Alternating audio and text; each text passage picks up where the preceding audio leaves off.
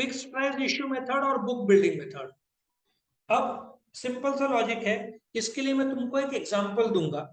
Now Zomato company ने जब shares बाजार में लाया उसको क्या बोलते हैं, आईपीओ। उन्होंने देखो प्राइस बैंड रखा था 72 और 76 का, ठीक है। इसको फ्लोर प्राइस बोलते हैं। क्या बोलते हैं, फ्लोर प्राइस।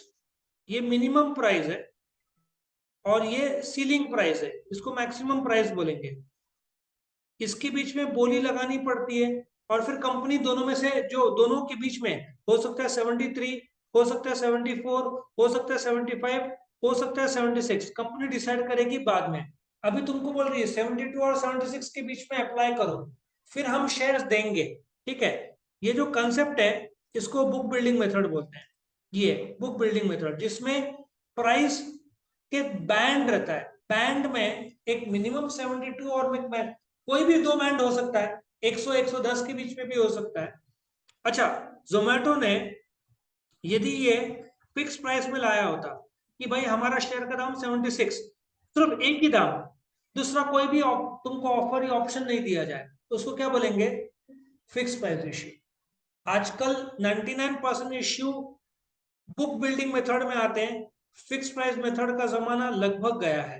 तो ऐसे प्राइस बैंड दिए जाते हैं, मिनिमम और या लोअर प्राइस और हाईएस्ट प्राइस, दोनों के बीच में 10-20 तक की गैप रखती नहीं, 5-10 रुपए का गैप ज्यादा से ज्यादा होता है। लेकिन यदि 700 750 है तो हो सकता है बैंड हो 700 और 750 के बीच, correct. Price of shares, fix price में जैसे तुमने एग्जैक्ट प्राइस तय कर दिया कितना, 76, तो पहले से ही पता रहता है। लेकिन जोमेटो में का जो बुक बिल्डिंग मेथड था जिसमें प्राइस बैंड होगा, उसमें एडवांस कंपनी प्राइस बताती नहीं है, दो प्राइस बताती है, मिनिमम 72 और मैक्सिमम 76। फिर कंपनी कौन से प्राइस से शेयर देगी, ये जब तुम पूरा पैसा दे देते हो, इश्यू क्लोज हो जाता है। जैसे जोमेटो का क्लोज हो गया जुलाई 16 को, तो जुलाई 18 और 20 के आसपास वो कंपनी अनाउंस कर देती है। तब तक तो अप्लाई कर चुके हैं, अभी तो तुम कुछ मॉडिफाई नहीं कर सकते, तो कंपनी बोल देती है कि भाई प्राइस हमने तय किया है 76 रुपीज। सो फाइनल प्राइस जो आईपीओ का होगा वो इश्यू क्लोज होने के बाद 2-3 दिन बाद प्राइस तय होता है।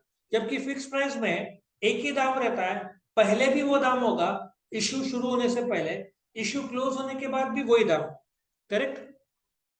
Now prospectus, in fix price method normal prospectus issue होता है, क्योंकि एक ही दाम है तो प्रोस्पेक्टस का कोई प्रॉब्लम नहीं है। जबकि यदि बुक बिल्डिंग मेथड है तो रेड हेरिंग प्रोस्पेक्टस, जिसमें प्राइस बैंड आएगा, फ्लोर प्राइस या मिनिमम प्राइस, मैक्सिमम प्राइस जिसको सीलिंग प्राइस बोलते हैं, सब, ठीक है। और determination of demand, determination of demand क्या होता है, let us give one take one example.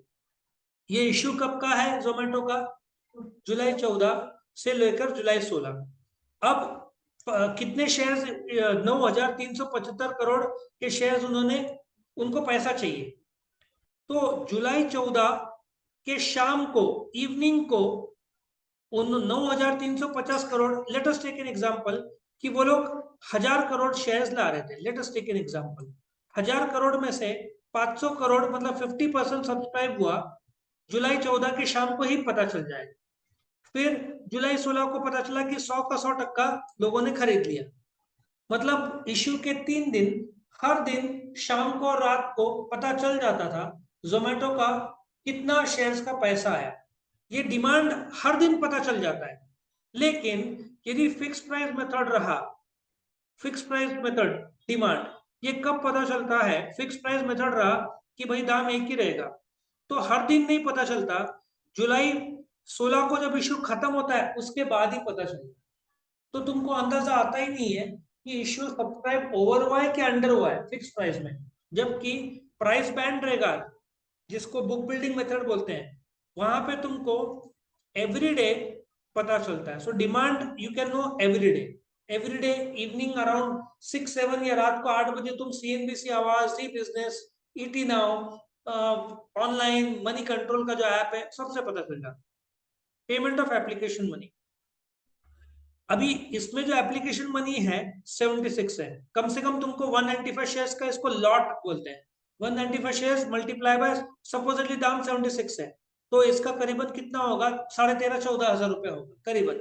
ये तुमको नॉर्मली कंपनी पूरा का पूरा रकम एक साथ मांगती है नॉर्मली फिक्स प्राइस मेथड में।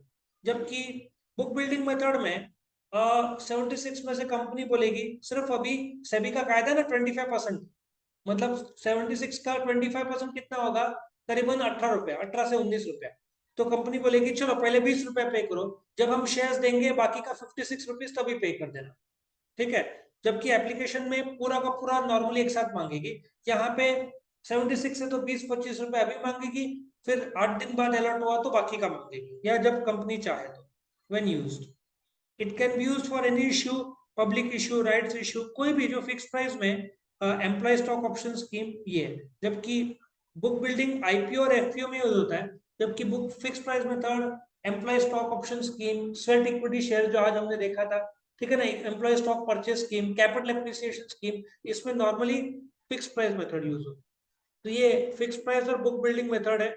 और तुम एग्जांपल भी डाल सकते हो यहाँ पे, ठीक है ना। एग्जांपल क्या डालोगे, शेयर्स इश्यू फॉर 76, यहाँ पे 72 टू 76 प्राइस बैंड है, सो इसको हम क्या बोलेंगे, बुक बिल्डिंग, और ये क्या होगा, फिक्स प्राइस। हमेशा एंड एग्जांपल से कोशिश करो तो तुमको मार्क्स अच्छा मिलेगा, करेक्ट। सो इस प्रकार से अपना ये फिक्स प्राइस और बुक बिल्डिंग खत्म होता है।